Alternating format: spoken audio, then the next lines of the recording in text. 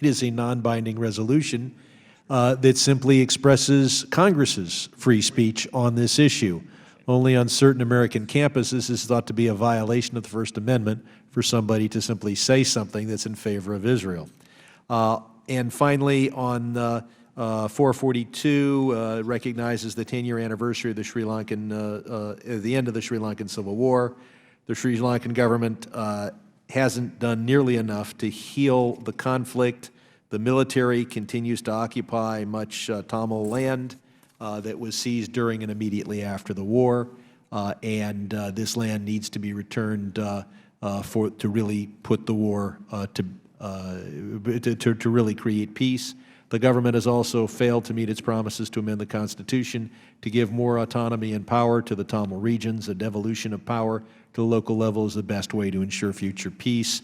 With that, I yield back. The gentleman yields back. Are there any other members seeking recognition? I hope not.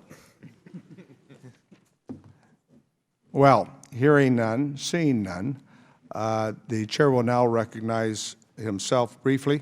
I want to thank the ranking member McFall and Chairman Engel for the good work that they and committee members have done on this en bloc series of resolutions, legislation, and amendments that reflect, I think, a consensus on this important Foreign Relations Committee that attempts to every day work on behalf of the American people in terms of what is in the best interest of America's foreign policy.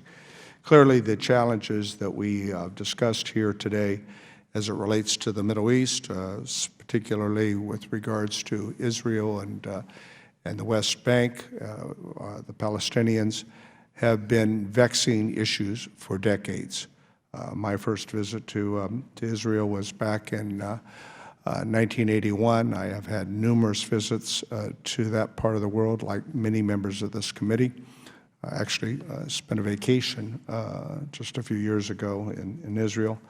While there has been progress made in many areas, the ability to arrive at a two-state solution still seems to be very, very difficult, as we all know. But I think that the goodwill and the good work in a bipartisan effort by this committee will continue to try to move the ball forward, ultimately to find a two-state solution that will resolve the challenges we see there and hopefully have a lasting peace. Certainly that is the goal that we all share. Hearing no further requests for recognition, then without objection, the committee will proceed to consider the notice items en bloc.